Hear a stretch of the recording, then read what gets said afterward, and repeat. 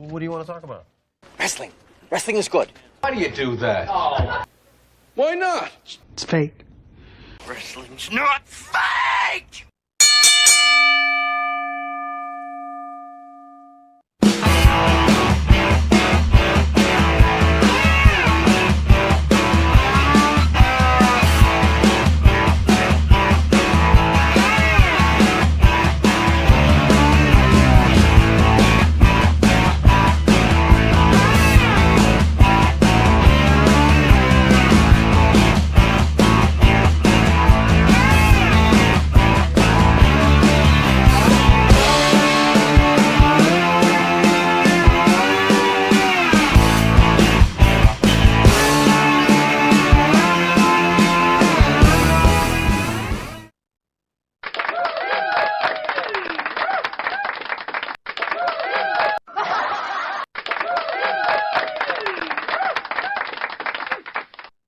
Hello, ladies and gentlemen. Ronald Ray here, your boy with a cornbread accent. Welcome you to this week's episode of Spot Show Live Stream.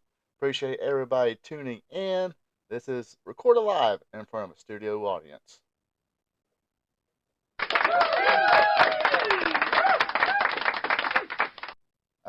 Don't know if y'all hear that. Sorry, I'm playing with this little soundboard I've had ever since I started YouTube, and haven't really played with it that much. So anyway, yes, appreciate everybody tuning in. Hello, Brenda Watson. What's up, Joe King? And I am a little sleep deprived this evening again. So that's the reason I didn't have time to fix my hair or dress up my professional, clothing. Old raggedy, old raggedy, what do you call this thing? Hoodie I'm wearing today. But I am actually feeling better. So if you're battling allergies, I highly recommend Mucinex PM, or a weekend of Mucinex PM and orange juice. Cheer it right up. Sleep it right off. Anyway, so yeah, I'm a little sleep deprived. Had one of my early mornings. Or let's see. As I asked the person at the grocery store earlier today, it's like, is today still Wednesday?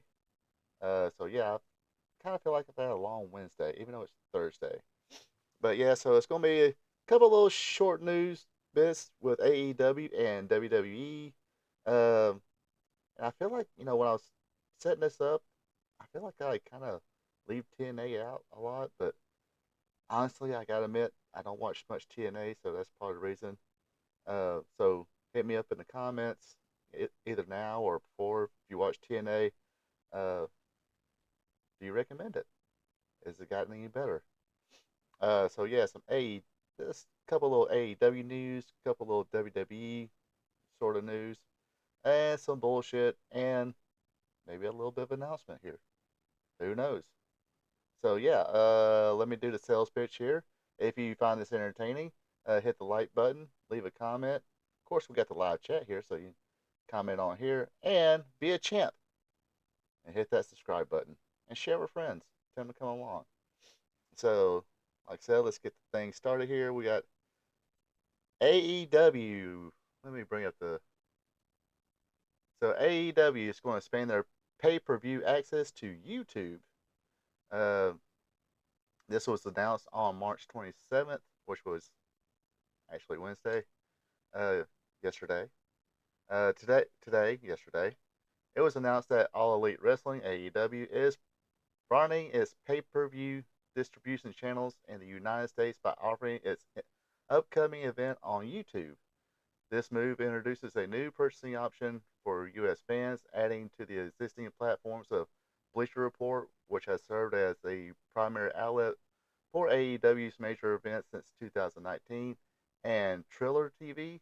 Notably, Triller TV also recently declared its entry into the AEW pay-per-view arena, marking its first ever hosting of an AEW event in the United States. Triller, was that Fight Network? Uh,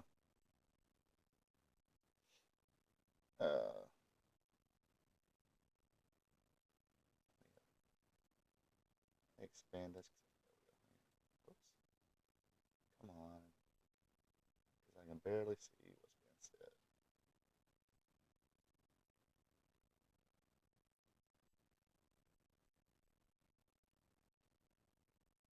So yes, so yeah, it's I think yeah, uh, the Dynasty pay per view will be on Sunday, April 21st. But yeah, first time I watched that AEW pay per view, it was on the Bleacher Report, and I didn't realize it was on. The you get the Bleacher Report on the Fire Stick.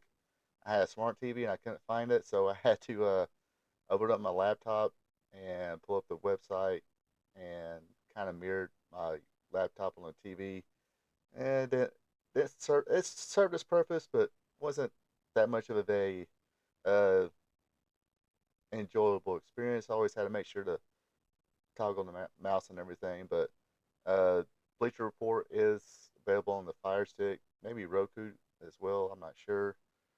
So yeah, if it's going to YouTube, that should kind of broaden the audience a little bit, maybe, hopefully in their case. Also Triller TV, like I said,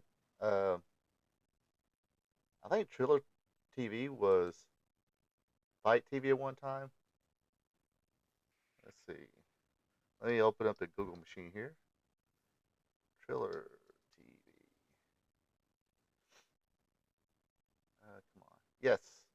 Uh, Triller TV, formerly known as Fight TV, is a Bulgarian-based American digital video streaming service owned by Triller Incorporated. So yeah, that answered my question.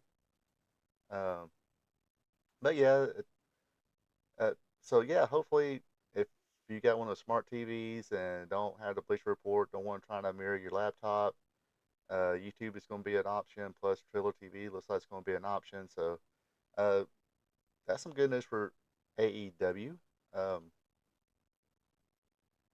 as far as broadening their people's option to tune in on pay-per-views. The only bad thing I say about their pay-per-views, they a lot of action, but man, just be prepared to have a long night. WWE kind of does the same things too. Uh-oh. I heard my phone go off, but I don't know where it went. Okay, here it is. Uh, and of course, as we do kick off every Thursday show, we kick it off to me muting my phone. So, so that's parts out of the way, and yeah, I think it's gonna be some good news for AEW. We got to try to stay positive. Um, might might take a couple digs at them at the newly named bullshit forum. We I've dumped the open forum. It sounds way too professional for me, so I'm just gonna call it like it is, the bullshit forum, where we bullshit about wrestling and whatever comes up. How's that sound, people? Uh, more on that later. So yeah, let's go to some more AEW news. AEW has hired or has named Koshi Irby Chief Operating Officer. Uh, this person was an ex WWE staffer, and the article goes like this. This was announced Tuesday the 26th. AEW CEO Tony Khan announced that Koshi Irby has officially joined All Elite Wrestling as Chief Operating Officer. Irby will oversee all strategic planning and executive and execution, of live events, marketing, finance, human resources, licensing, consumer products, and other major lines of business for the company. He joins AEW from Clemson University, where he served as Chief Marketing Officer with the athletic department and has previously held positions with the Memphis Express of the Alliance of American Football as Chief Marketing Officer, Professional Bull Riders, PBR, as President, and WWE as Regional Director of Live Events. So he's she, yeah, he. Don't want to get the pronouns wrong here. Pronouns, pal. Uh, so yeah, he has kind of job hopped a little bit and looking to come to AEW, or he is in AEW. Uh, Tony Khan mentioned Koshi brings decades of experience with the sports, entertainment, and wrestling industries, alongside an incredible work ethic and passion for our brand. As Chief Operating Officer, he will be a phenomenal asset to AEW as we enter the next phase of the company's ongoing business development and expansion. Um, so, yeah, that's, again, more good news. Somebody's got some experience in the business end of sports and sports entertainment coming in to be their chief COO, chief operating officer. So again, some good news here. Uh, excuse me. Excuse me while I take a sip. Y'all thought I was going to say, excuse me while I whip this out. Classic movie, by the way. Highly recommend. Blazing Saddles. If you've never seen it, watch it. Good movie. It's funny. Made me laugh. But yeah, more good news for them. Like I said, somebody's going to looks like they have experience on the business side of things, and now Tony Khan can just hire some people to handle the creative side of his promotion. Then hey, sky will be the limit, right? Um, Come on, if I had $1 billion, that's one of the things I would do. I mean, of course, being a wrestling geek, I would definitely sit on the meetings. Maybe if I notice something, I will speak up. But it's all about hiring the right people. Um, so yeah, so that's takes care of AEW for this week. Let's see here. Whoops. Oh, where did I mess up? I messed up. There we go. It's great professionally ran. So WWE news. New WWE ECW project in the works. Uh, WWE is currently developing a new ECW themed project. The project involves an episode of WWE Legends biography dedicated to ECW, set to air on A&E. According to PWI Insider, this project is in the early stages of development, with various talents being considered for interviews. The specific release date has yet to be announced, and it's confirmed that this episode will not be featured in an ongoing season. In addition to the documentary, WWE has announced a special ECW themed event at the 2300 Arena in Philadelphia, which is, of course, the original ECW Arena. For those with on location package tickets during WrestleMania Sunday, this private gathering will offer meet greets with WWE stars and an exhibition of ECW memorabilia exclusively for guests and premium weekend packages. The event is organized by On Location, a luxury experience provider owned by Endeavor.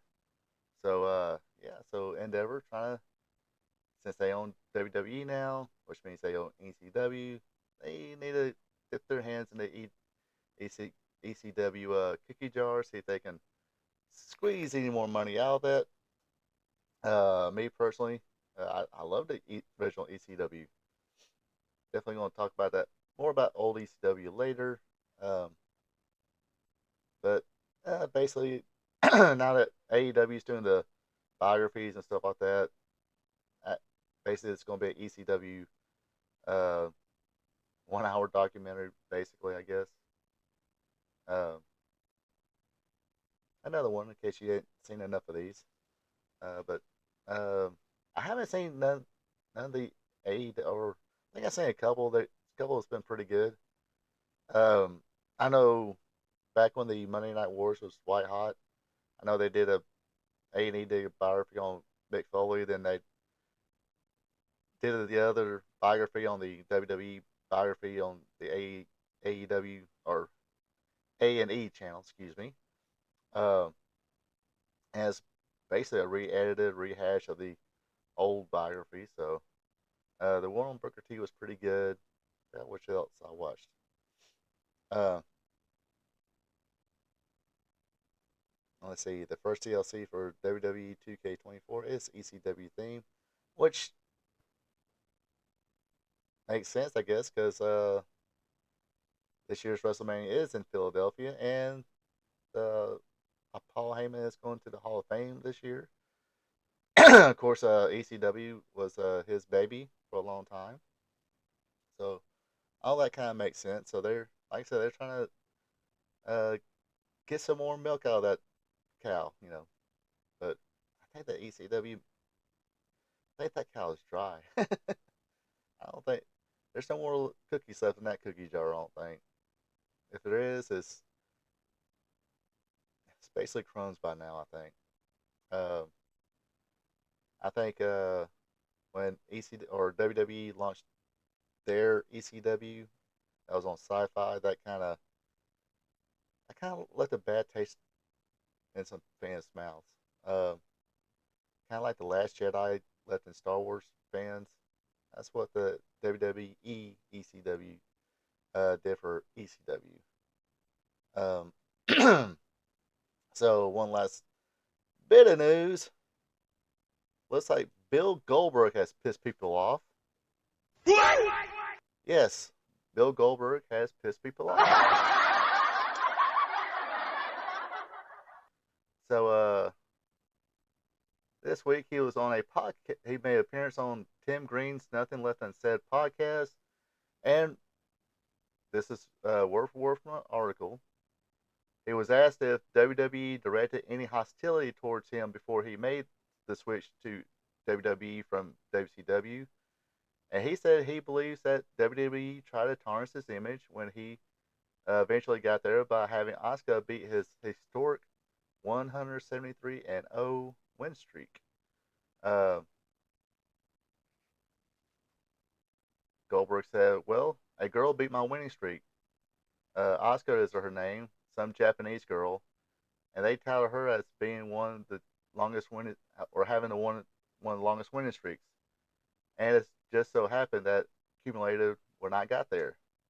The WCW regulation also cited another aspect of his repertoire, his spear being appropriated by WWE, with him claiming that every wrestler performs his iconic move. Edge started kind of doing that before he got there. I think also Bobby Lashley. Well, no, yeah, Bobby Lashley is way after. But anyway, he also said, and then it so happened that every single wrestler uses the spear in their moves, right? Ironic that happened when I got there, so that's how they did it, said Goldberg. Asuka, during her time in WWE NXT, beat the former WCW World Champion winning streak in 2017 when she was in the WWE, when she was NXT Women's Champion. Her streak was ended at WrestleMania 34 when she faced and lost to WWE SmackDown Champion Charlotte Flair. Goldberg revealed recently that he wanted his streak to end earlier than when it eventually did, claiming that he had pitched to lose to Bobby Eaton, but the powers that be at WCW rejected that request. Yes, it sounds pretty uh, chauvinistic, misogynist, if I said that right. Uh, but if you put it in the context, because we gotta understand, Bill Goldberg's not like a wrestling fan. um, I think he probably does his homework when he is given, before he does an interview or a podcast or anything. Uh, let's see if I can share this. Let me.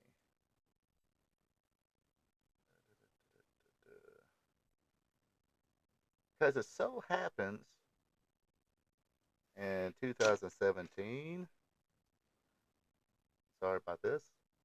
My crack team of producers didn't kind of drop the ball on this one. Forgot to leave this little tweet out here. Let's see if I can. Yeah.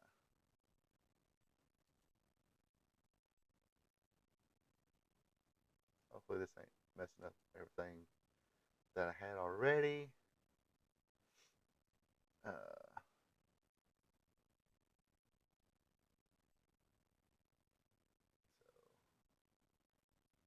you want to, I'm just going to, oops, I'm just going to share the link to the chat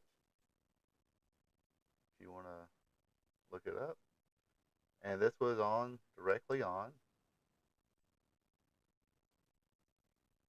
Yeah, I was about to say that. Hold on a second. I'll be right back. Let me. Okay, come on. Where is it?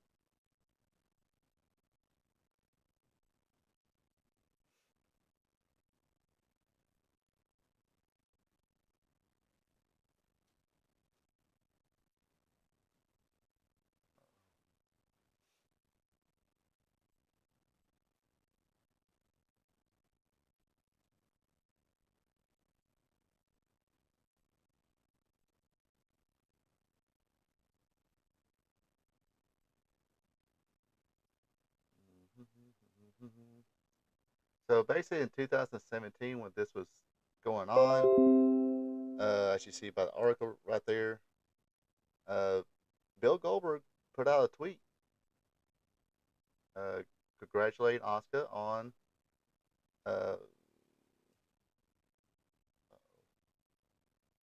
can't do what I want it to do. Come on. So basically, if you click on that article right there, Bill Goldberg in 2017 congratulated Asuka for winning 149 matches in a row. Asuka tweeted back, "The honor is more than I deserve. I'm looking for sacrifice." Uh, so yeah, it seems like I think this was 2017. Uh, but yeah, it seems like Goldberg is well aware that Asuka, Asian girl, was well on her way to ending his streak and starting her own. And um, and like I said, Bill Goldberg, he's not a wrestling fan. And think about it too, uh, it could have been worse. It could have been Ryback. I guess a good thing John Cena did get hurt, and they had to throw Ryback in a Hell in a Cell cage match to lose to CM Punk.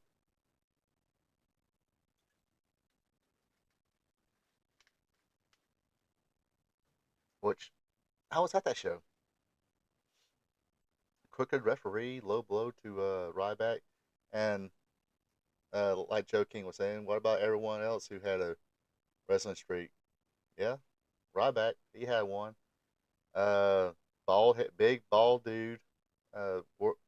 Wore the singlet, but uh, I remember when Bill Goldberg came out, everybody's like, are they trying to make him look like Steve Austin with a bald head and black boots and black trunks? But so everybody kind of copies off somebody. And I think context is a little bit key here too. It's I think the question was asked, does he think WWE is trying to tarnish him? But I guess he thought, some Japanese girl beating his record kind of tarnishes it. Yeah, it sounds, a little misogynist, but it is what it is. But like I said, it isn't like Bill Goldberg's a wrestling fan. uh, I think when he does these podcasts and interviews, I'll do all that now.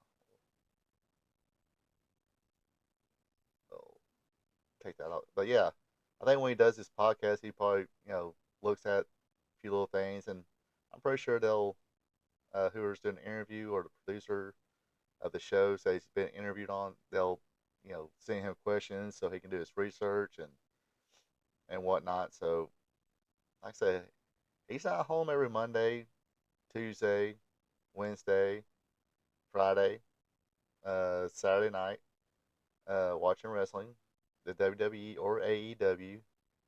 Don't think you'll catch him on some local indie show. unless he's being paid to do it, which means, which I'm pretty sure he will demand a heavy payday. Uh, so, uh, but yeah, it pissed people off, because Asuka, she's popular and everything, and this out misogynist, which can't even really sound misogynist these days. So, so that's basically the 2 points. So Asuka's very popular, fans love her. I'm a big fan of Asuka. Yeah, being a fan, I had no problem with Asuka beating Goldberg's record. To tell you the truth, I ain't think about, oh my gosh, Asuka's gonna beat Goldberg's record, because I'm court, I'm sort of that mindset was Goldberg was in WCW, so that record was a WCW record. Has nothing to do to NXT or WWE, WWE, NXT, any of that. So I think Asuka's record is for her, and she's a female wrestler too. So why not a female who had a huge undefeated streak? Why not Asuka? Uh, like I said, very popular, and they kind of chiming in with Bianca Belair having a WrestleMania winning streak going on. Um, Not that she's a woman, but uh, I'm just not that big a fan of Bianca Belair. So me not being a big fan of hers, I wouldn't want to see her be the female record holder for longest WrestleMania winning streak. uh, and it would be for a woman wrestler. Yeah, yeah, exactly. It's a total different set of opponents, total different promotion, really. Totally different company. Uh, again, different genders. And a spear thing. As soon as he did that, what was it, like 3 months later? Other people were using it. You'll go to indie shows, people started using it. Edge started using it when he debuted in the WWF at the time. Uh, and later on, Roman Reigns, he uses a finisher. Bobby Lashley, he's used it as a finisher. But way before he started doing the full Nelson Hurt Lock, Bobby Lashley did the spear. Um, Heck, in AEW right now, you have Ricky Starks doing the spear. I'm like, ugh, okay. Um, Actually, a little trivia question here. Did do y'all know who had the do y'all know who had a move called the spear? Da, da, da, da, da, da, da. Okay, it was Hacksaw Jim Duggan, but it, it was basically kind of a clothesline football tackle move.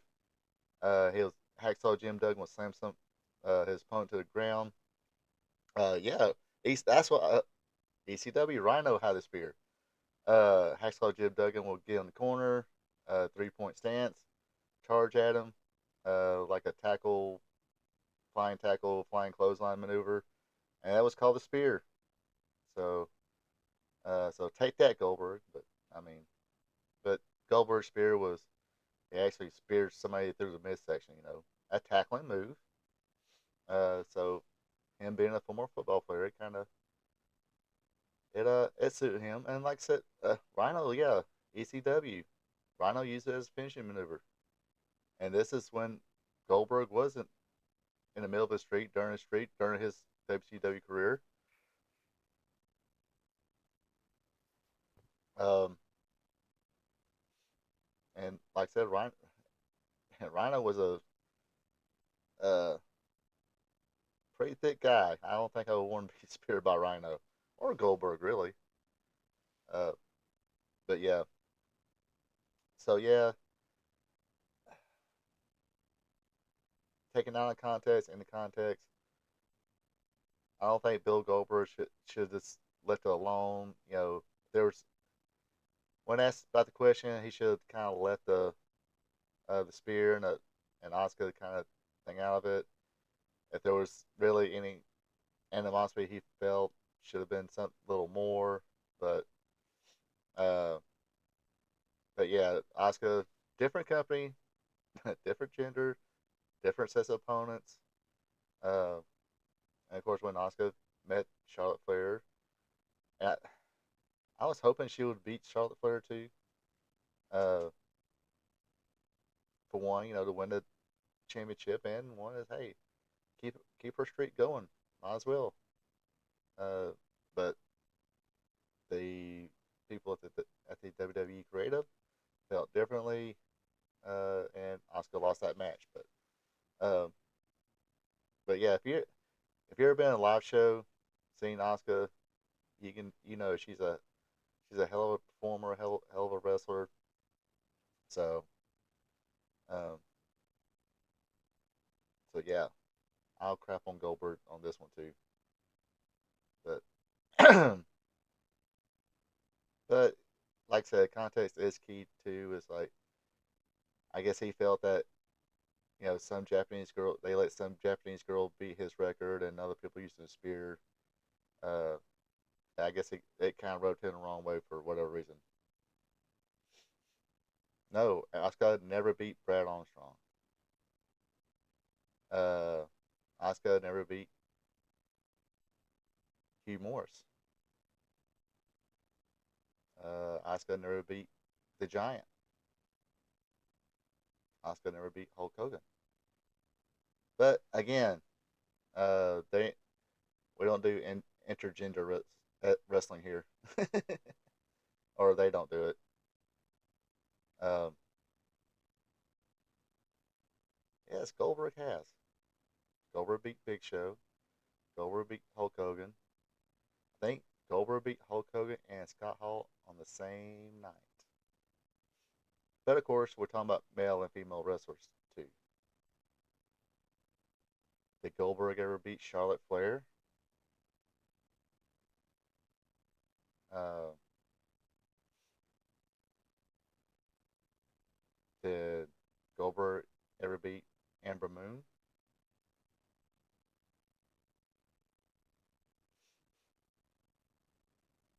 Yes, it is real to me, damn it.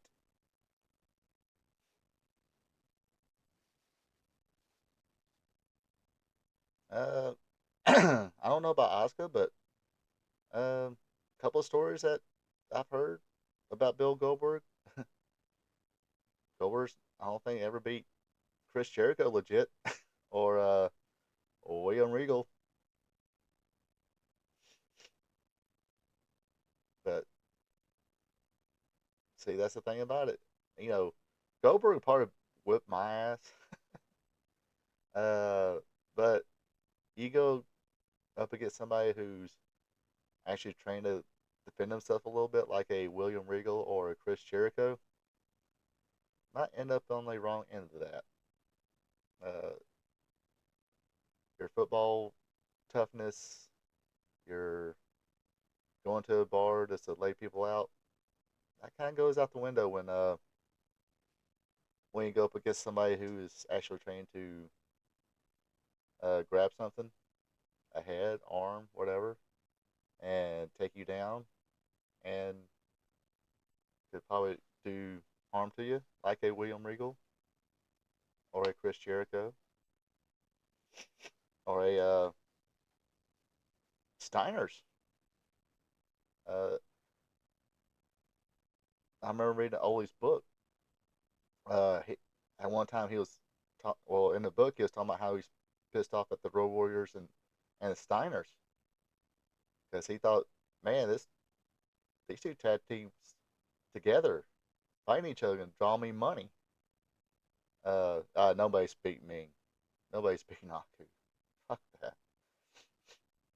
Uh, like I said, them Samoans they take eyeballs out. You don't mess with that. Nope, nope.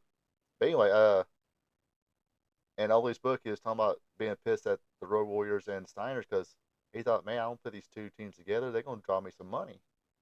But there was, I guess, it was a house show. Nobody's seen it really. Uh, Road Warriors supposedly was trying to play tough guy with the Steiners, and the Steiners are collegiate wrestlers. They're real wrestlers, and If Rick wasn't taking one down and stretching them, Scott was. Scott was taking one down, stretching. This kind of made they didn't want to work, so Steiner's took him down. Um, and like I said, Ole got pissed off about that, and uh, Steve Dr. Death Williams. Uh, yes, he got knocked out by Bart Gunn, but uh, you know, Steve Williams not a boxer either. Uh, he takes people down and beats the hell out of them. But yeah, any Samoan, Ming, Peter Maivia, uh, the Barbarian. Nope, just leave those cats alone. Just leave them alone. Say hey, how you doing? Be nice, and they'll probably be nice to you. If you want to be an asshole to them,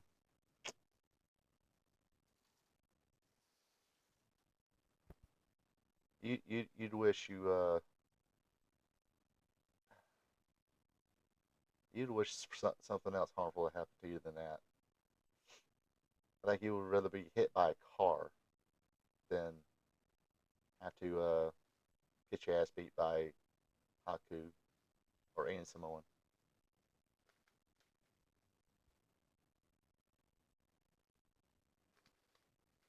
They'll bite your nose off, pull your ear out. I ain't talking about this poking eye. I'm talking about eye out, throw it somewhere, stomp on it, and all that good stuff. Let's see, who else was some legit tough? Undertaker is kind of famous for being a legit tough guy too. But that dude's like 6'6", 6'7", big dude, agile dude.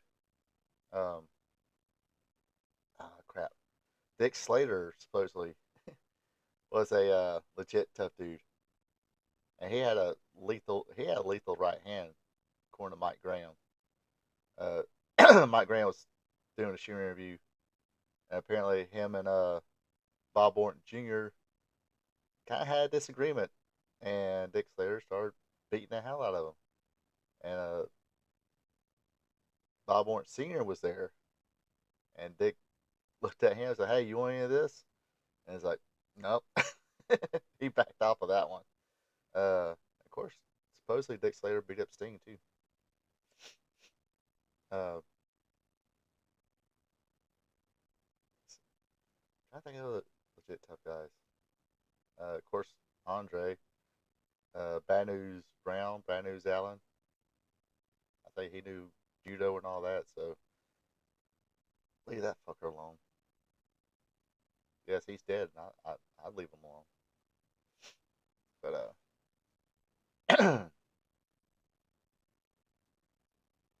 yeah, a lot. Even though this is sports entertainment, and yes, all those guys will make their opponents look good and stuff like that too. I mean, let's be real. Uh, a me or a Haku can beat up most of your locker room, but when it came to doing business, they did business. Let's give them credit for that too. Uh, I mean, there's I remember Ken Shamrock was well in his WWF career. There was a shooting interview with I think it was Jesse James Armstrong or Road Dogg, and he said, "Hey, if wrestling is real, I mean, Ken Shamrock would still be the champion." Uh, Jack Swagger, apparently legit tough guy. Tommy Dreamer said, "Hey, if wrestling one time said wrestling was if all this was real, Jack Swagger would be world champion for a long time." So, uh, all right. Said I have a little bit of a special announcement. Uh, I don't know how special you want to call it, but I think I'm gonna sit here and pull the trigger here. Coming soon, Wrestling Gold Friday night. I am looking to launch this show on April 12th. That'll be the Friday night after WrestleMania. So keep tuning in for details on that. Uh, think I'm just gonna be a live thing. Not sure if it's gonna be every Friday. Maybe I'll mix it up like the good old days. Maybe like the raw good old days. Uh, you know, one Raw will be, a couple of Raws will be taped. Uh, another couple will be, live. But yes, so the launch date I'm looking at right now is April 12th, and that will be the Friday after WrestleMania weekend. It'll be Wrestling Gold Friday night. So stay tuned for more details. Uh, looking at just maybe going through that week, talk about uh that week in wrestling history. Maybe pull up like I did on a couple of the spot shows here, where I pulled up an old episode of what I can use. Remember, WWE owns just about every library, so I gotta make sure to keep my uh, keep keep the footage I use to where they can't come after me. Um, which I think right now they'll just take the video down or unplug me or however it goes. Uh, but don't want to piss YouTube and them off to where I get totally shut down. So yes, it'll be Wrestling Gold Friday night, April 12th, year of our Lord 2024. Um, of course, I said coming soon, but so yes, you hear it here first. Going to post this picture on social media, Facebook and Twitter or X. X. That sounded southern. X. I'm going to post it on X and that there Facebook. But so yes, that is definitely coming. Like I said, April 12th. So definitely tell your friends if they like old school wrestling. We're going to basically kind of do like it here. I'll go through some news covering that week in wrestling history and we'll bullshit about it and watch an old program and I'll I'll do my best commentary or uh, do my best reminiscing, especially on the shows I did see when they came out. Do some reminiscing on the wrestlers who were on these shows and my memories on them. Uh, so that's what I'm looking at. So yeah, tell your friends they like classic wrestling. Tune in April 12th uh, and beyond. And definitely gonna have some fun with that. Definitely, I definitely like talking about the old school stuff, the stuff I grew up with, just like everybody else. I'm pretty sure any kids out there watching, uh, all the AEW and current WWE stuff, that it's all brand new to them. 20 years from now, 30 years from now, they'll be like, "Oh yeah, I remember that. That stuff was good back in the day." And so I'm kind of I'm not going to dog all of it. Some of it's good, some of it's bad, but definitely definitely enjoy it. Definitely enjoy a lot of stuff they have now. And I definitely pointed out what I like and don't like, but yes. Uh, repeat one more time. April 12th, 2024, Wrestling Gold Friday night, episode 1, or stream 1, however you want to call it. Uh, like I said, it's going to be a Friday night, so tell your friends. And of course, I'll, you know, repost it on uh, YouTube so you can watch later. I know life gets in the way. It's a Friday night. People want to do the date night thing. Want to do the 8 o'clock start time as well. So, again, come check it out. Let's have some fun. Now, back to the bullshit. What was that bullshit about? tough guy wrestlers, legit tough guy wrestlers. Ming was one. Ming's the Bull of the Woods. Uh, Brody, Slater, Steve Williams, um, Bobby Lashley. Uh,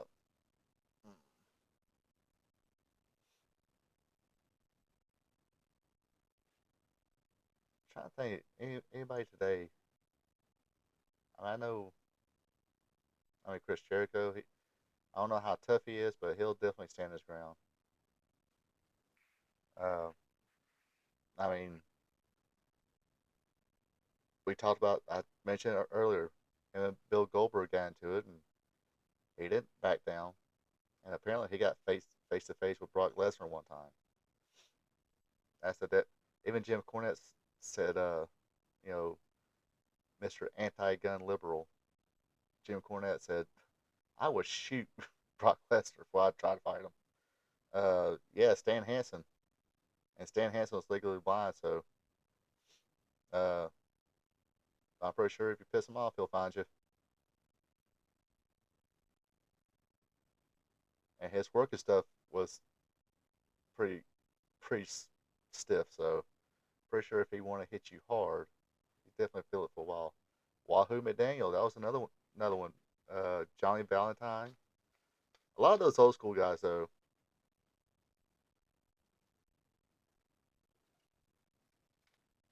Um, Especially in that era. You gotta remember too, it was like an era kayfabe, so you didn't want. And people like the people they just don't understand that they had a business to protect, so therefore they couldn't just let any ham and egger be a wrestler. So they made sure somebody who they broke in, they can take care of themselves, uh, and are tough. So therefore, if something did happen with a normal person, that they'll be, you know, best suited to take care of themselves and make sure that normal person fan not gonna go back to his buddy and say, "Oh yeah, I'd beat up Stan Hansen." No, you're not beating up Stan Hansen. The Stan Hansens, the like I said, the Dick Slaters, Johnny uh, Valentine. Um, let's see. Even people who don't really think about, the Foolers, probably, I'm pr- basically anybody during those days. Uh, yeah, it'll be a competitive fight between any of those people, but uh, if they face one of us, lights out. Yeah, the Aunt Gene, Ole, Lars, uh, definitely could take it themselves against normal people. Uh, and that's why you had uh, promoters like Bill Watts, Ole Anderson, Eddie Graham was the same way. Heck, I think the Fullers was the same way. It's like, look, you know, if you go out to a bar, run into some local ham and egger, and get your ass kicked, you're fired. And like a lot of people just don't understand that mentality back then. They had this is what put food on their table. They had to protect, their business, and um, you know, so when somebody came up to them, call them a bunch of phonies, and I can whip your ass and start shit with them, they gotta make sure the business goes on. Like Bill Watts says, make sure the business wins. If not, you're out of there. Um, so yeah, a lot of those guys, especially back in that era, I'm pretty sure today, even today, there's uh, a few of them that not want this. A normal person like me. Oh gosh, dang. Especially Kevin. Good gosh. Uh, I remember when I originally watched the Iron Claw movie, I went back and watched some Old World Class, and man, Kevin was he didn't let up. I mean, I don't think he was stiff. He, I don't think he probably hit people as hard as he really could, but he made sure if that camera was there and he was smacking another wrestler with his hand or his bare foot, he made sure that camera seen it, heard it, and whoever the opponent was felt it. Um,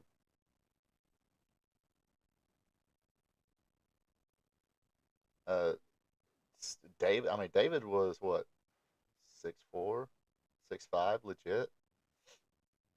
And I mean, their daddy raised him tough too. Uh, now,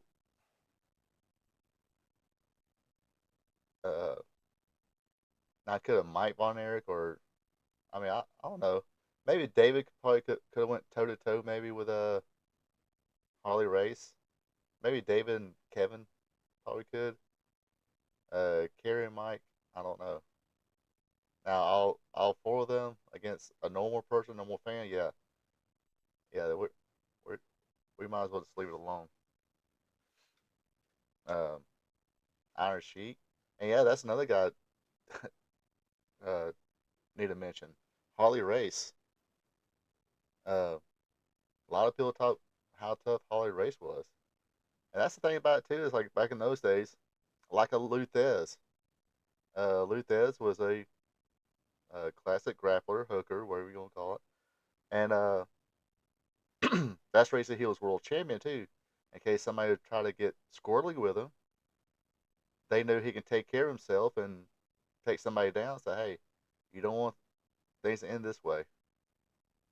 And that's with other wrestlers. I put up against a normal ham and egger like myself or something like that. Yeah, he stuffed stuffed all of our own heads up our own asses and laugh about it. Keep doing it. Uh, Terry Gordy, I mean, I believe he could have beat the hell out of people. I haven't watched any of the Dark Sides of the Rings yet. I heard the Terry Gordy one was pretty good. Uh, but yeah, I was watching some old Southern Championship wrestling from Georgia. Uh, I don't know if maybe some of y'all remember his name, Steve the Brawler Lawler. I think against normal people, yeah, he could probably whip some ass, but uh, a lot of people, I didn't know that. Now I've heard a couple of people talk about Robert Gibson at the Rock and Roll Express. Ricky has talked about it, and somebody else I forgot. Uh, they talk about Robert Gibson being kind of he's a scrapper. I think Ricky Morton told a story, or I heard somebody telling a story where Ricky started some shit and Robert finished it. Uh, or Ricky started some shit with other people. Robert Gibson stepped in and finished it for Ricky Morton. So, uh, who else? Trying to think. Oh, shaking the TV or shaking the desk. Um, crap. It was just on the tip of my tongue while I mentioned Robert Gibson. There's somebody else. Somebody said that it was kind of a scrapper that you really wouldn't think would be, especially back in those days. Even back in those days. Uh,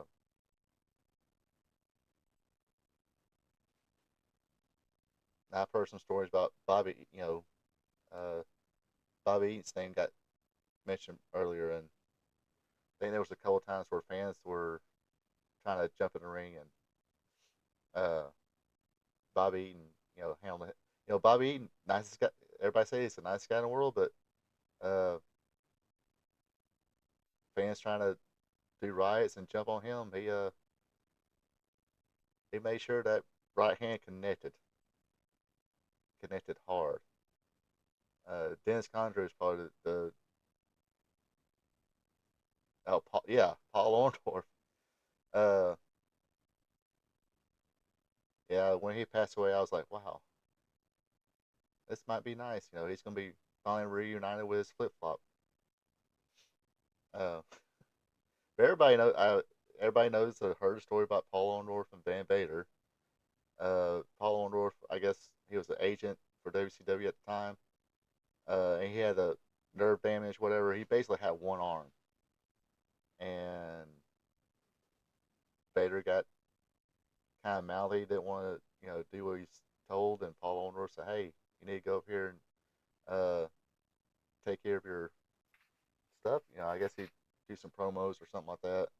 I mean, he was the world champion, uh, and Vader got squirrely with him. Uh, I think uh,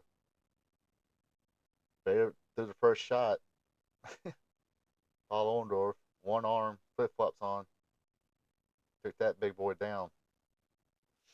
Uh, and there was another fight with Paul Orndorff and Tony Atlas. I think there was a fourth person in the card, but it was definitely Tommy Rich, Tony Atlas, and Paul Orndorff.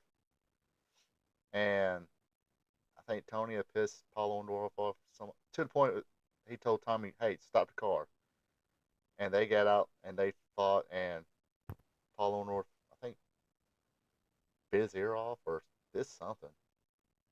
But Paul Orndorff got the better of that one. And Paul Orndorff, I think he got trained by Eddie Graham and all that. So Eddie Graham made sure, uh, and that's the thing about it too. Back those days, they would get like legit athletes and stuff like that. Paul Orndorff was a legit athlete, football player and all that. I think he was friends with Mike as well, but maybe maybe not as much as Steve Kern. Her Steve Kern was a little salty too. Even though Coco Beware got the best of that fight. Uh, Butch Reed, Hercules Hernandez, yeah, Danny Hodge. Uh, I don't even think he had to punch you. He just had to grab you. Apparently, he had like hands like vice grips. All you had to do is put a hand on your shoulder or something, or anywhere that might be has some nerve, and just crush you. I mean, then you have to punch you. Um, I mean, the Road Warriors were, big tough brawlers. Steiners were uh, collegiate, legit wrestlers. Danny Hodge, legit wrestler too. Uh, and again, like I said, Holly Race, reason he was a world champion because they knew he can take care of himself. Then they got more into entertainment, And I'm pretty sure Ric Flair back in his day, against a normal person, uh, he can take care of him. Another tough guy was Rick Rude. Uh, Now apparently him and Eric Watts got into it, and Eric Watts got the better of it. But nobody finishes undefeated. Blackjack Mulligan, tough guy. I think I mentioned Wahoo. Um, Now of course today's I think it's a little more. He's like I said, Bobby Lashley, Jack Swagger, Brock Lesnar, uh, Aleister Black.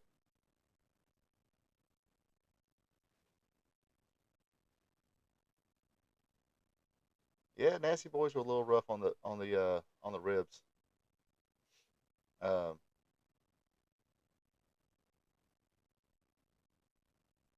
let's see who else. Oh crap, Nasty Boys and who else? The Bulldogs, Davy Boy and Dynamite Kid. But heck, Dynamite, his ribs got caught up to him. I think you know Rougeau took care of him. Um,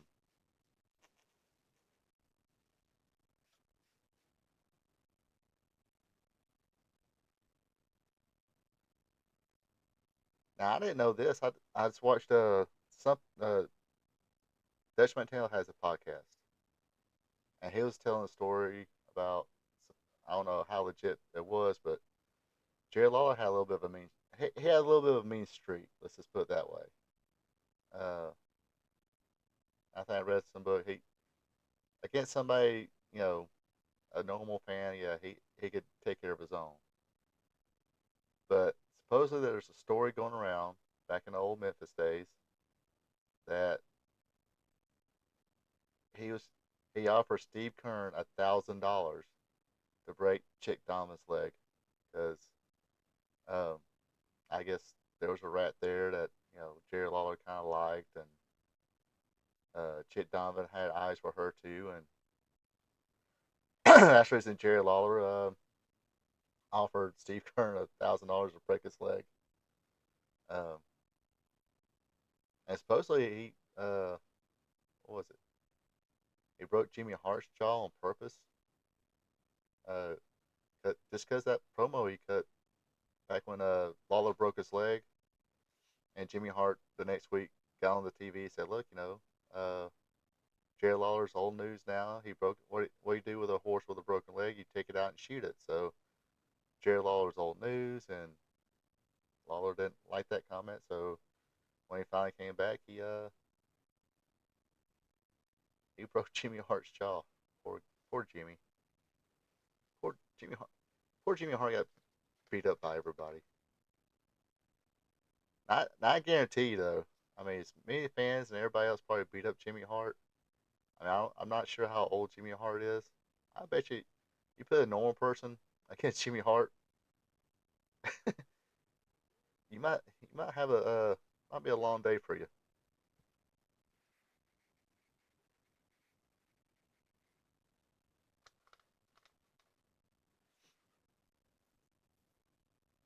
I think Jimmy Hart go toe to toe with you and all that. uh, who else? Oh, trying to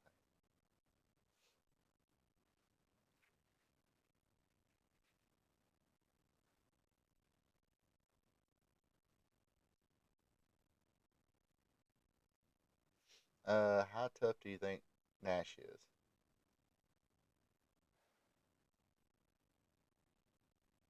Again, I think Nash can probably whoop my ass, and I put myself in that because I'm just a normal dude. Uh, Supposedly there's that story where he slapped Samoa Joe and Joe didn't do anything. I think Joe might have been a little. Joe probably held back from laying Nash out. I think legitimately, I think even at that time, Samoa Joe could have beat the hell out of Nash. Um, but Nash against normal people, yeah, he's 7 foot tall, get it, but um, you put him in there with like a Scott Steiner or something like that at the time. Scott Hall, he was a legit tough guy. He didn't. Yeah, I think Samoa Joe was scared of the kind of job that not really job scared, just saying, okay, here's Kevin Nash and here's me right now. Uh, Nash has more of the pool, so I better not, I'm not, might not better late or not this fool out. But uh,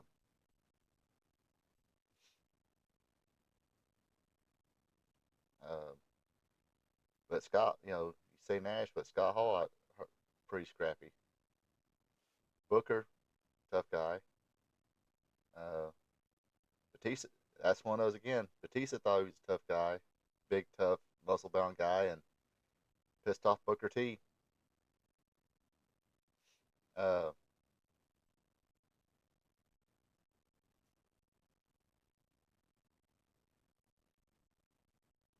let's see who else. I'm pretty sure, say Booker T. I'm pretty sure Stevie Ray, he was a scrapper. Uh,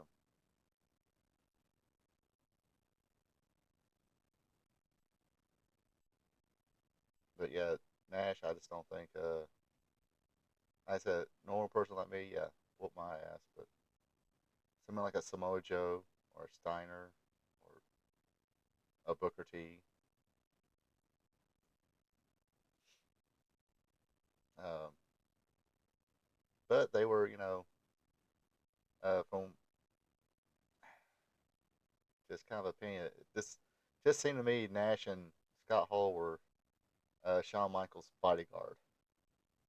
'Cause I think the Harris twins was about to take care of Shawn Michaels, and Nash and Hall kind of intervened or something like that because they got along with Nash and Hall. I'm pretty sure Triple H uh, back in his prime could hold his own. Maybe not beat up the whole locker room, but definitely hold his own with a few people. Yeah, I mean, I mean, didn't he let Floyd Mayweather hit him as hard as he could? But man, I tell you that last time I seen Big Show try to wrestle in that one, I guess some kind of 8-man street fight all over the building, Falls County Anywhere BS. Dude could barely walk, but but big guy like that, Joe King money. Uh, yeah, I I didn't bother. I didn't worry about running my mouth when you were around. You take care of it. Of course, I didn't run my mouth. I wouldn't do that to anybody. Um,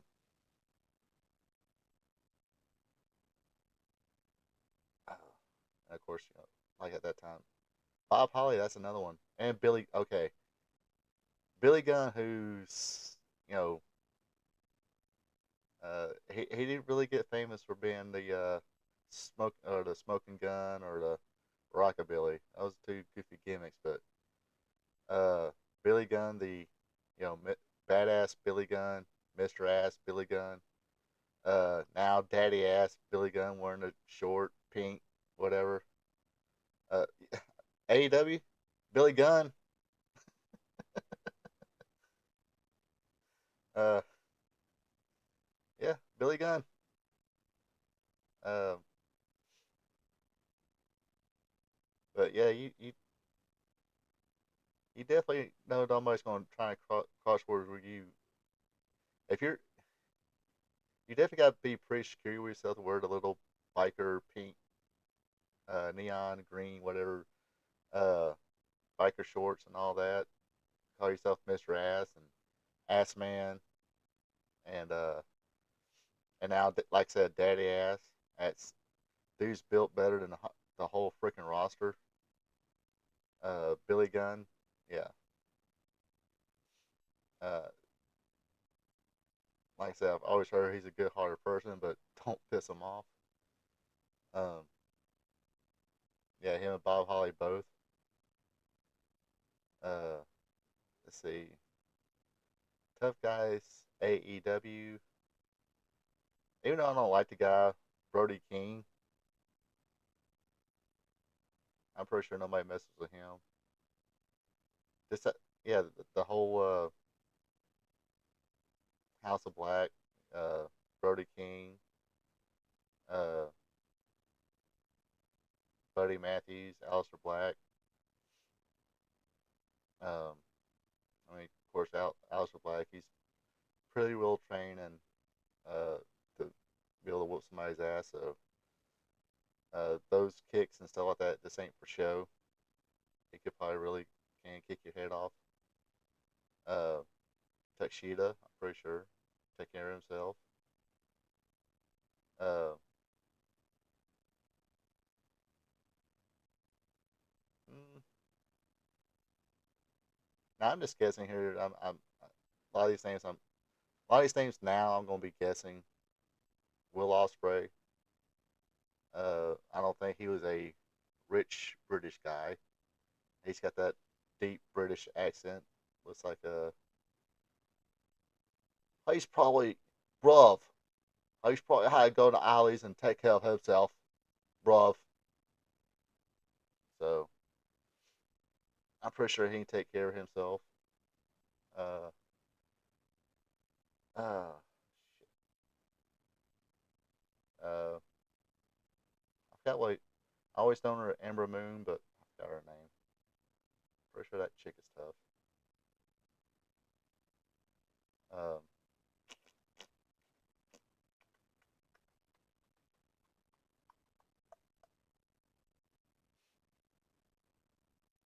Chris Jericho, which I mean, like I said, he's old. I'm trying to think of like newer guys. I'm pretty sure Tashida. Of course, I mean any of those Japanese guys, they're trained to make. I think even to this day, they're trained to make sure they can take care of themselves. Uh, like Okada, Tashida. Uh, dojos in Japan ain't no joke. But I think they still try people and all that good stuff.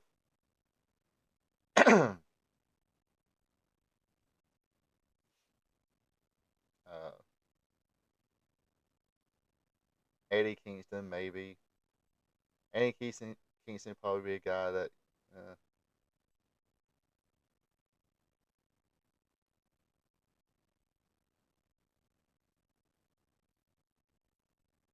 yeah, they see what gets me. They all do that. Well, seems like this same spot in every match. They do that standoff where they chop each other or give each other forearms. Um, what Claudio Castagnoli. Got to mention that. I think he can legitimately take care of himself. But anyway, uh, they do that same thing. Then they do the no sell thing, and it's like, and they want to drop people on people's heads. I mean, Osprey is good. Tashida's really good. Uh, I haven't watched Dynamite yet, so I didn't see the Osprey match, but Osprey is pretty good. Um, and I think I think reason him and Okada did choose AEW, the money, and B, uh, they can have a schedule where they don't have to set up housing in the United States. They can keep their family where they are. So yeah, no charisma. Uh, I don't know. Osprey's got a little bit. Uh, Tashida, sometimes he does. It's just the Nakamuras of the world don't come out around from Japan a lot. I mean, Nakamura, he can sell. He's got that certain charisma, uh, facial expressions and stuff like that. Um, uh, but a lot of them don't. It's just, I mean, they could have. And yes, Osprey. They probably. I don't know if they would have. I don't think they. I don't think they would have sent them to NXT because Okada and Osprey is just so world name. They would instantly get that pop. Uh, thing is, they probably won't get the same money as they've got. I mean, they would get paid good, really good, but not what Tony Khan's making. I mean, they probably would have gotten like 1 million. Um, but yeah, yeah, bruv. Osprey's from England, bruv. But where's I going? But yeah, oh, But I mean, they probably got. I feel like they're getting like 3, 4 million, 5 million a piece, average maybe. And WWE probably would say, okay, 1 million plus you keep your, percentage of your merch sales and stuff like that. So, and let's figure out if you can get over here. Then once build you up here, especially using our style, none of that, yeah,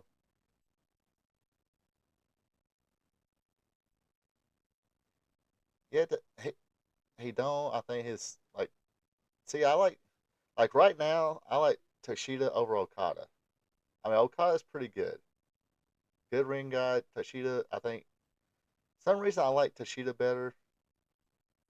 Sometimes he would sell. Every now and then he'll show a glimpse of a little bit of charisma. But he's definitely one of those.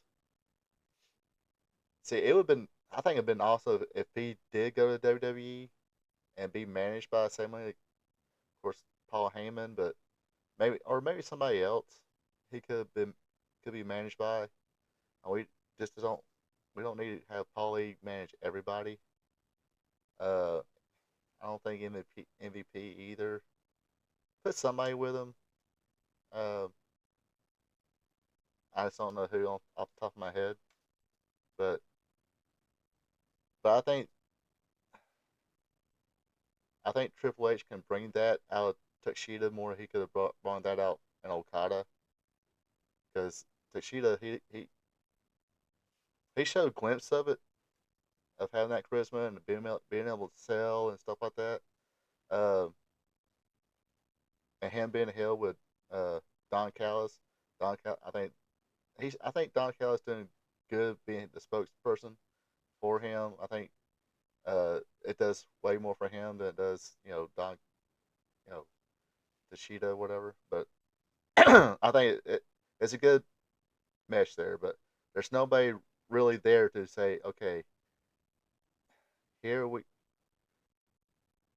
here we they want you to sell some facial expressions and stuff like that. But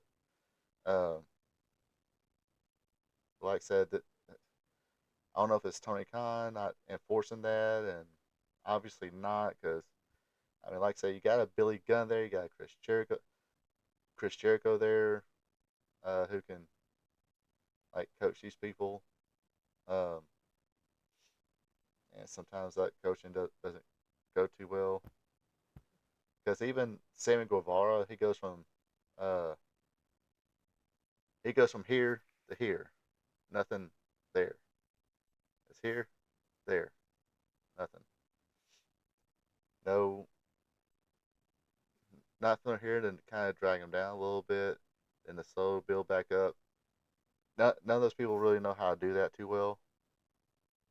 Uh, Danielson, sometimes he remembers how to do that, but a lot of times he don't. Um, but for some reason, I'm getting become a bigger fan of Tashida than I am Okada. But it's like, I mean, Okada, he's a tall guy.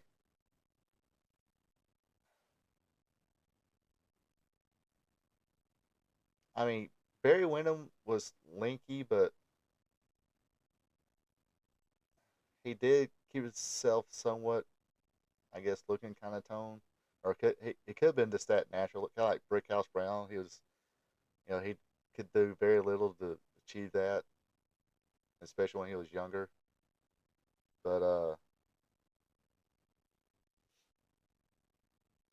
but yeah, Okada don't have much of a tone to him. And he has that rainmaker, and it's like, mm,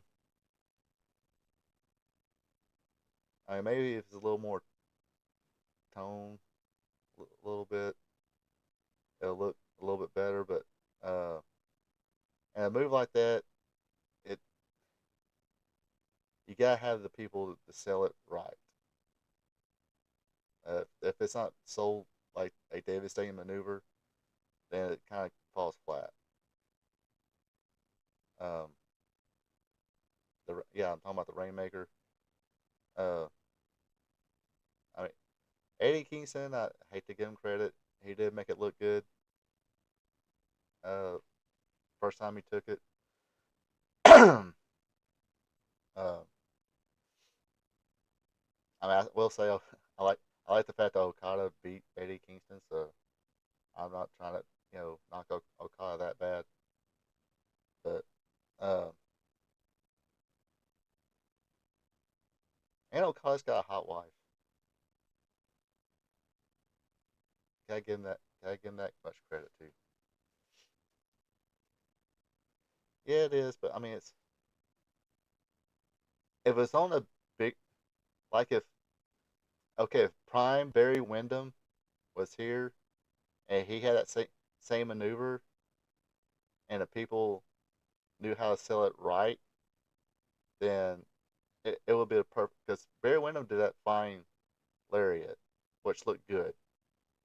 Uh, go back and watch video of like Four Horsemen and pre Four Horsemen Barry Windham doing that flying lariat. It looked good, looked pretty. So I'm thinking if you had Barry Windham as tall and lanky as he was, but had a little bit of tone to him, and did that same Rainmaker maneuver, uh, it looked pretty good. I mean, I remember going to an indie show one time in Georgia. A guy by the name of Jacob Ashworth. Ashworth. Uh, he did it once. He just did it once, and it looked pretty good, but never did do it again. But this was he was still kind of starting at the time. They just switched him like from a babyface to a heel. Then he disappeared for a long time. And he came back to babyface and did another finishing maneuver, which suits him a little bit better. But like I said, it's basically it's basically a ripcord short clothesline. But I think I think it was like if it was a ripcord short clothesline STO type deal, it'll probably even Okada doing it, it'll look a little bit better. Um, and it's pretty safe maneuver too.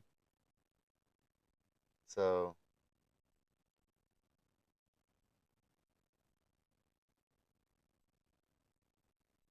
yeah, see that's another thing too. It's like they keep dropping people on everybody's heads, and they get up like nothing. I mean that's what killed me about the Riho and Chris Statlander match. It's like this match was going so good, and it was like then here's Rio just popping up like nothing happened to her, and Chris Statlander. I think she's 5'10", but you know she's pretty well built, and Riho she's like 5'2" and not even 100 pounds soaking wet, and here she's just popping up like nothing. But oh, let me go on my Instagram and show you my bruises from this match. Which yeah, I mean I'm pretty sure they all bruise up, but still. Uh, I heard this on another podcast, and you know, and and it's like here's what's wrong with AEW. They got a great roster. You know, a lot of them got lot of talent. Yeah, great. They got Will Ospreay, great. They got Okada, but I mean I don't know if it's an old saying or it's a new saying, but it sounded good. Uh, the statement was, "Come for the wrestling, stay for the story." Okay, a lot of people, well, there's different reasons for it. Um, they'll tune in to, especially the hardcores right now. They'll tune in for the wrestling, but not. There's no story to stay for. I mean that whole devil thing, whatever. It is what it was. I just had a feeling I was going to be disappointed from the get go.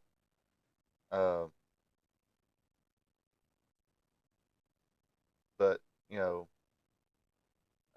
lot of wrestling, but no story. No story to stay to really. WWE, good enough wrestling, but a lot of story for everybody to kind of focus on. Uh, like uh, like recently this Monday night, I haven't watched all of Raw yet. Uh, but the match between Ricochet and JD McDonough, that was a good match. You had your high flying stuff, but nothing too nothing too dangerous. Nothing for them that too dangerous.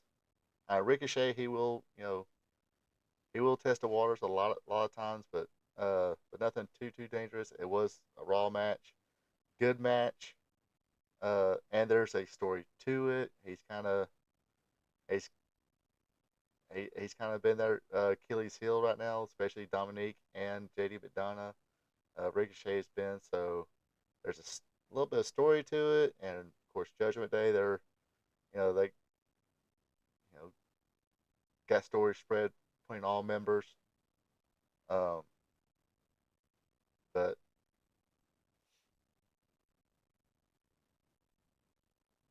but yeah, it's telling the story, and you got a good match.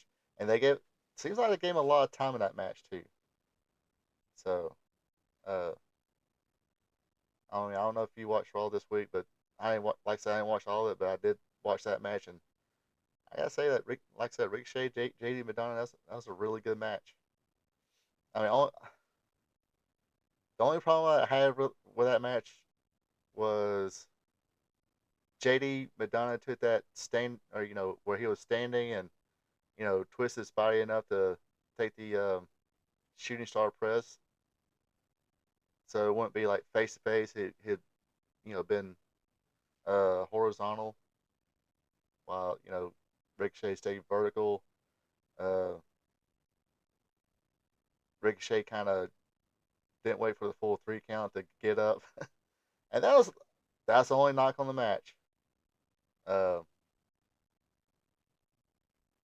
but if that's the only knock on the match, I'm pretty sure he got an earful when he went to the back, but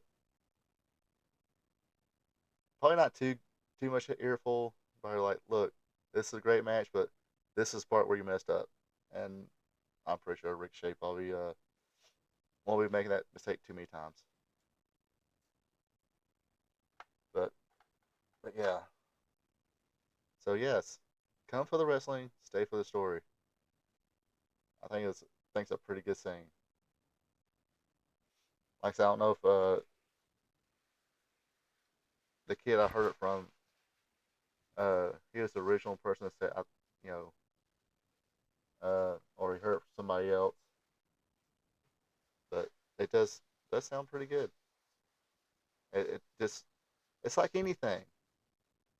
Uh, it's like any TV show movie. If you like action movies, yes, come watch a movie for the action. Stay with it for the story. Romance movies, you know, look at the romance. Stay for the romance story. Yeah, Rey Mysterio had tons of excellent matches, and most of his matches were based on the light heavyweight championship too, or the cruiserweight championship. Um, so that kind of told the story where he was trying to he lost, regain it. Um, but then he got in a storyline with uh, towards the dying days of WCW, of course, where he lost his mask and stuff like that.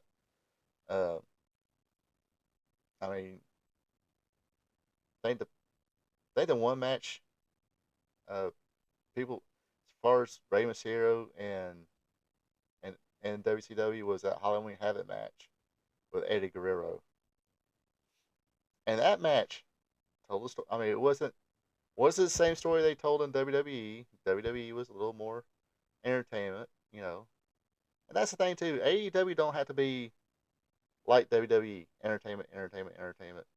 They can focus themselves on the wrestling part.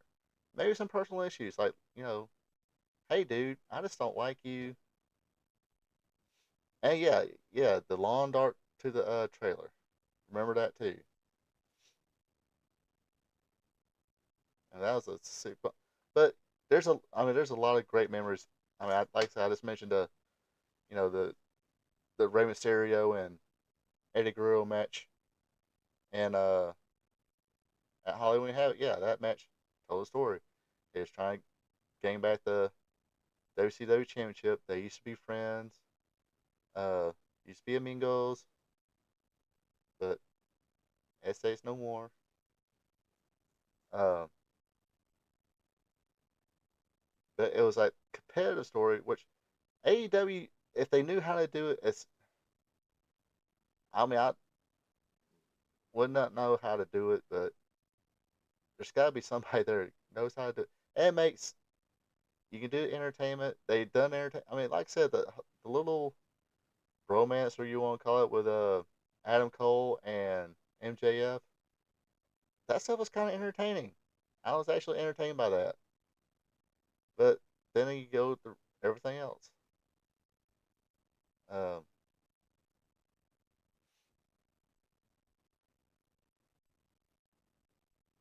and you got to throw in the whole, you know, Roger Strong thing. And I like Roger Strong as a wrestler. He's a good wrestler and all that. But that Adam, now he's doing it with Kyle. Want to yell at everybody's name? It's cringe. It's not entertaining. Nobody likes it. Um, I mean, they're not booing because it's heel boo. It's boo because it just sucks. It's annoying. It's irritating. But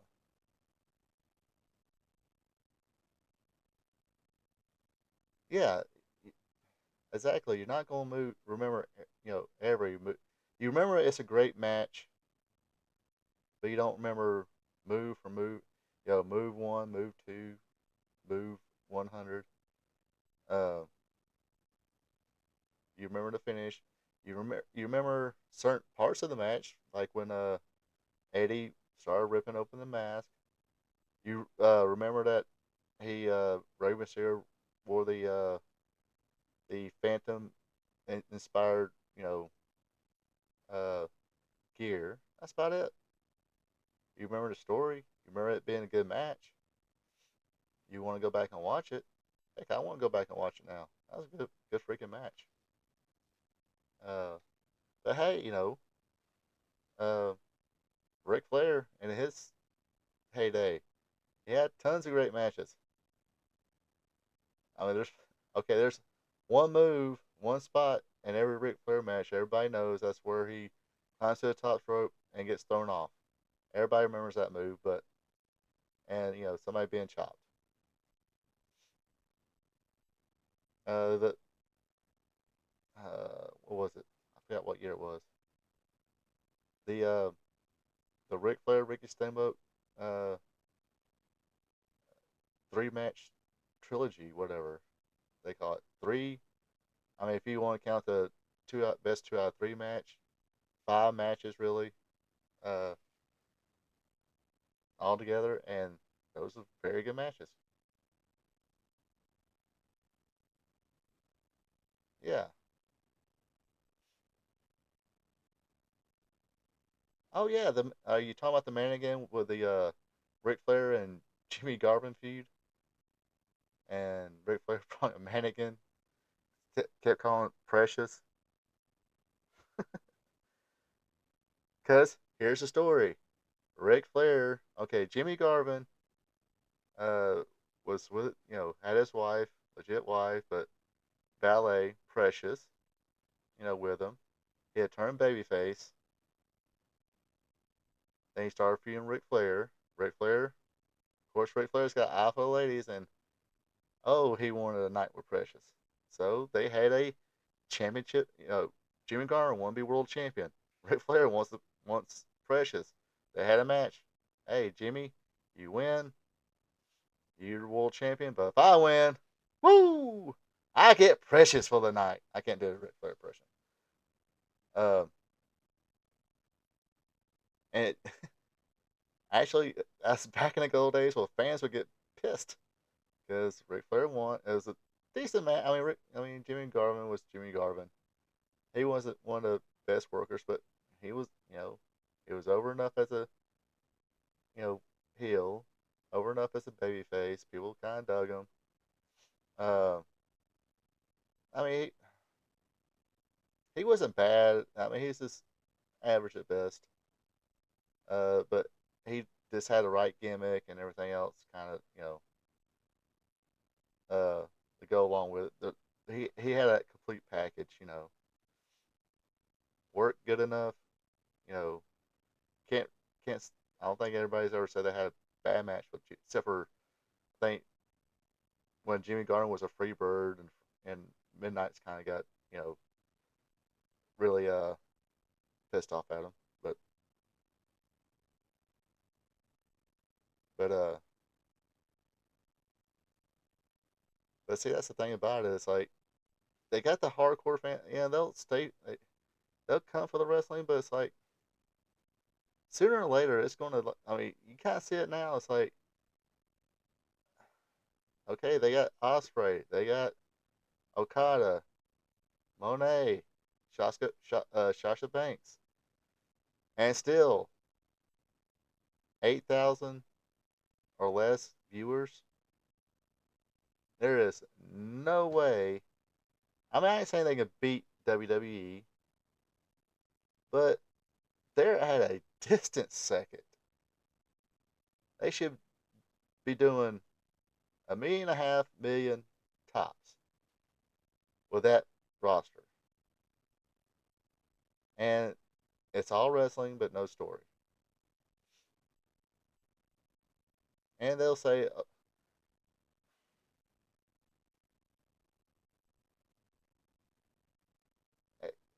now, I went to the Collision show a couple weeks ago. I was standing in line, and this freaking AEW mark.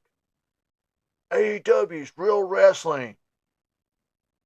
WWE is just sports entertainment. It's all sports entertainment, buddy. Um, it's just WWE does more story, better entertaining. And here's the deal too. It's like you gotta look at the economy right now. A lot of people do not have that disposable income that they did even pre-pandemic. Uh, the price of it, gas, price of eggs, milk, everything, it's gone up. I mean, that's no denying that. So people do not have the disposable income they did like they did there. So even though AEW tickets to see Dynamite and all that, it's pretty cheap. I don't know how much it would cost to go to a pay per view, but uh, they're not using that disposable income to see AEW. Now the Mark, or I don't want to say I'm a Mark. I'm a Mark. You're a Mark. Wouldn't you like to be a Mark too? Um, Now the wrestling geeks like me, they'll go see it because they want to see this stuff, but they gotta get over that hump. Now that I'm pretty sure all those AEW fans were like, AEW real wrestling. Do you think they weren't entertained by that whole MJF Adam Cole storyline? That was going those vignettes. They'll probably tell you this probably the best vignettes ever because it's AEW and real wrestling. Um, and yes, this like when MJF was world champion, he had a match with Kenny Omega on Collision. It didn't draw a rating, no more than Collision usually does. Um, but it's it's Kenny by God Omega. He's supposed to be one of your top stars there. And then MJF, and they try to throw in some little quick stories that MJF's close to that 1 year title reign that only Kenny Omega has achieved. You can't just. You gotta tell that whole story and lead up to a pay per view. That way, people will buy your pay per view. Let them have this big, drawn out, kick ass 1 match, 2 match, 3 match, whatever. Then go back if MJF won or whatever. Say, hey, congratulations, because they were both babyface at the time. They probably got away with that. Um, but it would have sold a pay, build up a story, use that story to build up the match, and see that's how you don't have to do entertainment stuff. You can do competitive stuff. I don't want you MJF to beat my record, so nobody else can beat you for that belt, but I think I can. You're good, but you're not Kenny by God Omega good. See, there you go. Then just build up from there, and it's a competitive, real wrestling storyline uh, that you could tell and told in the match. But boom, we got like a week to soak this in, and nobody watched except for a few hardcores.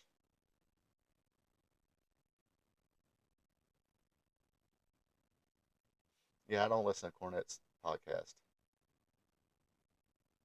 Uh, See, I'm not that, and I guess I should be that in depth, but I know Okada's making a lot of. That's, but that's kind of what I'm saying. You paying these people that kind of. You pay Okada great money, Osprey great money, Sasha Banks, Mercedes Monet great money, and he can't pull a million and a half viewers.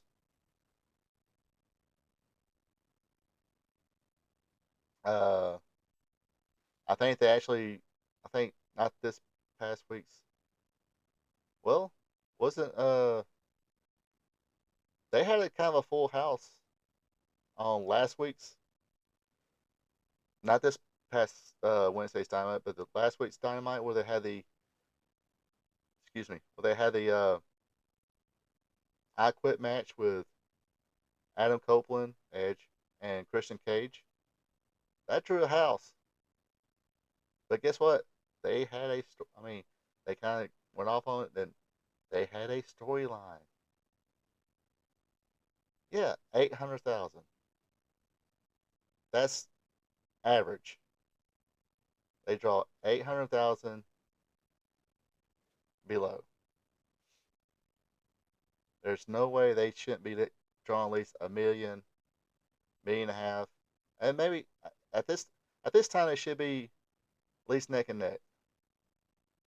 I mean, it's Wednesday. I mean, I don't know what else comes on Wednesday nights. I don't follow TV that much.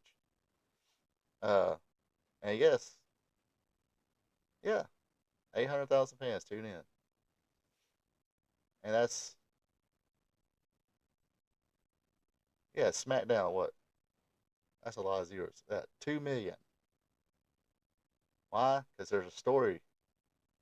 There's a story. There's okay. Not this. No pun intended for the story, but there's a story to every thing going. I mean, okay, they had the gauntlet match. Sami Zayn now is the number one contender for the Intercontinental title. Now they're telling a story. There's they got people saying, "Hey, Sammy, baby, you can't beat Gunther. You cannot beat Gunther." See, but that's all part of telling that story. And whatever happens at WrestleMania, please let Gunther win. Um, and it fits Sami Zayn's character. He's that underdog, whatever. And Gunther's he's the ring general, uh, dominating guy. So there you go, story. Oh yeah, you got the Rock. Yeah, I still wish we could have gotten Lesnar and Gunther, but shit happens. uh, eh, it's not his fault. That's some chick let him shit on her, and I ain't suing. Oh, oops. Sorry, I didn't want to talk about that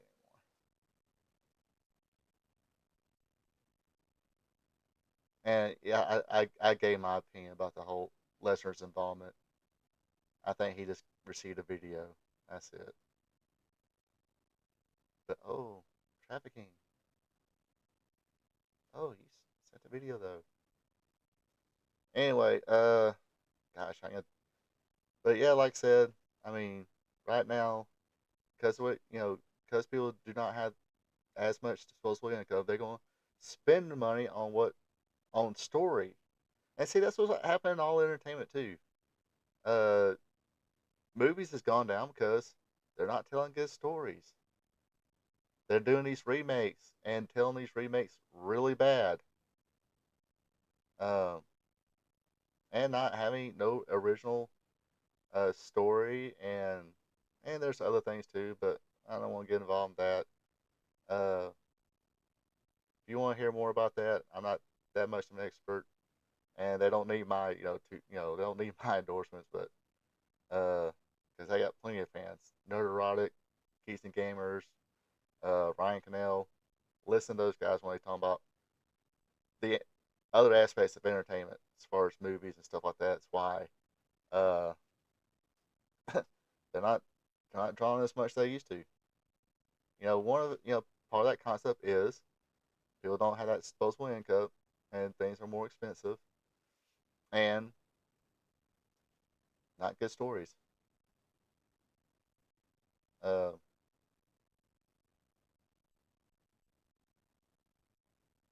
I mean, great. Taylor Swift sold out shows. Metallica, they sold out shows, but Metallica, they've been selling at arenas for a long time now. Same as Taylor Swift. I mean, not as long as Metallica, of course, but you know,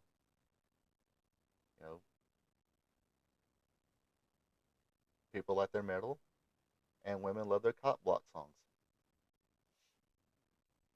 But anyway, folks, man, I'm surprised I'm able to stay up here this late. Like I said, I'm a little sleep deprived, so uh, I kind of feel wide awake. But uh, once again, I want to mention uh, April 12th. Let me see if I make April 12th. That'll be the Friday after WrestleMania weekend. The premiere of Wrestling Gold Friday night. Please, if y'all have a lot of old school wrestling friends, tell them tune in. We'll have some fun, or try to. Uh, as like anything I've tried on here, you're either going to get entertained by the conversation or get entertained by the train wreck. So either way, you're going to be entertained. Um, but uh, but yes, hopefully everybody tunes into that, and appreciate everybody who's tuned in tonight. And if you watch this later on, not live, appreciate you folks too. And that does for this week. So everybody have a safe rest of the week. Happy Easter weekend, and like I said, be safe this Easter weekend too. I know people's gonna be seeing family and stuff like that, having those Easter egg hunts. I think me and brothers and the sisters are going to have a cookout and Easter egg hunt for their grandbabies. I don't, I don't have any grandbabies. I don't even have babies. Not that I know of. But anyway, they're gonna have that Easter egg hunt for the grandbabies. Gonna have a cookout. And speaking of Von Erichsen and Iron Claw, we will have a viewing of the Iron Claw movie. Uh, hey, they asked me, it's like, hey, what do you want to do? I'll bring over the Iron Claw. We'll watch the Iron Claw movie. So that's that's what I'm going to treat my family to. Anyway, so Until next week, everybody have a good one and take it easy. Hey there, thank you for checking this out. If you enjoyed it, share with friends, drop a like button, leave a comment. Also, be a champ and hit that subscribe button. You can also check me out on social media, Facebook at Ronald Ray, on X or Twitter is RPATRPTV46. Until next time.